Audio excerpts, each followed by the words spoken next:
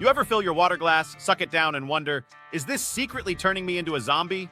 And no, I'm not talking about caffeine or that third-day leftover chicken.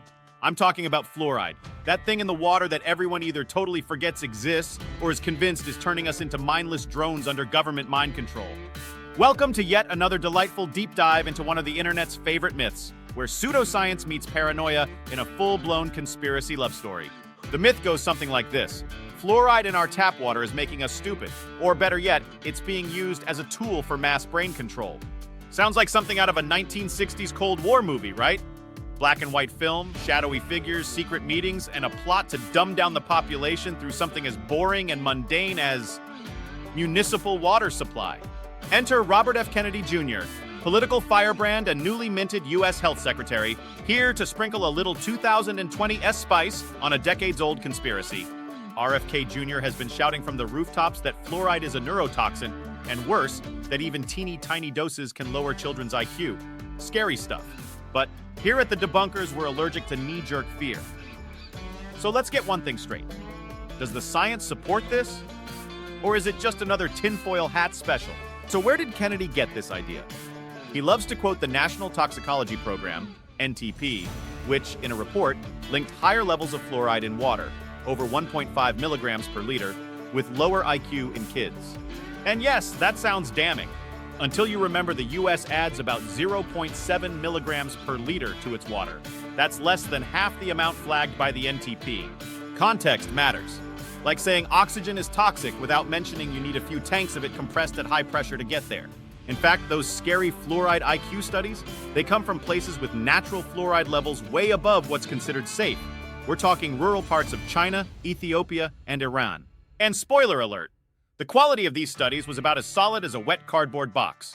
Most had poor methodologies, huge confounding variables like poverty, malnutrition, pollution, and poor education. One lone study of decent quality? It found no effect. Nada. Zilch. So much for the fluoride is turning us dumb narrative. Still, the NTP used the phrase moderate confidence. And in today's world, that's all you need for an entire group of angry wellness influencers to declare water evil. Cue mass hysteria and people suddenly buying up reverse osmosis systems like their iPhones. Meanwhile, back on planet Earth, the CDC, the WHO, and the American Dental Association all agree that 0.7 mgl fluoride in tap water is not only safe, but one of the greatest public health wins of the 20th century. That's right, fluoride is like the LeBron James of cavity prevention. It cuts dental decay by about 25% across the board. Not bad for a mineral that people fear more than inflation.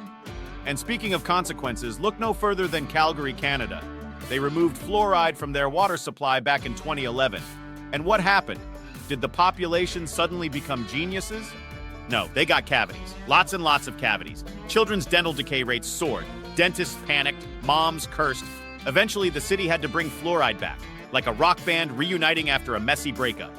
Now let's tackle the tinfoil hat crowd. There's this persistent rumor, originating from conspiracy circles in the mid-20th century, that fluoride was introduced to make people easier to control, to narcotize the population.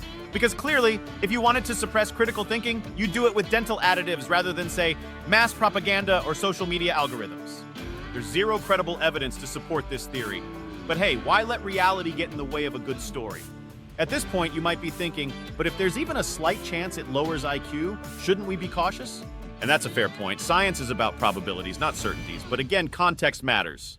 The US fluoride levels are far below the threshold where problems were observed. And in places where fluoride levels are too high, such as in unregulated private wells, the advice is simple. Get your water tested and treated if necessary. Simple. Sensible. Science. Let's also talk toothpaste. RFK Jr. says we get enough fluoride from brushing and we don't need it in water. True, you do get fluoride from toothpaste. If you use it correctly, if you don't rinse your mouth out after brushing, and if your toothpaste isn't one of those natural ones that use tree sap and wishful thinking. But here's the deal. Not everyone brushes properly. Not everyone can afford dental care. Water fluoridation is like a universal seatbelt for teeth. It protects everyone, especially the vulnerable. So what's the bottom line? Is fluoride in tap water making us dumber? Nope. Is it part of a mind control scheme? Only if you think flossing is a government plot. At safe levels, fluoride is boring, effective, and unsexy, which might be why conspiracy theorists hate it so much. No pizzazz. But hey, we get it. It's fun to question the status quo. Just don't forget to do your homework first. Because when you peel back the hype and horror, what you find is simple. Tap water with fluoride saves teeth, doesn't eat brains. And now, dear viewer, it's your turn. Drop a comment if you still think fluoride is fishy, or if you've had a cavity-free life thanks to the wonders of public health engineering.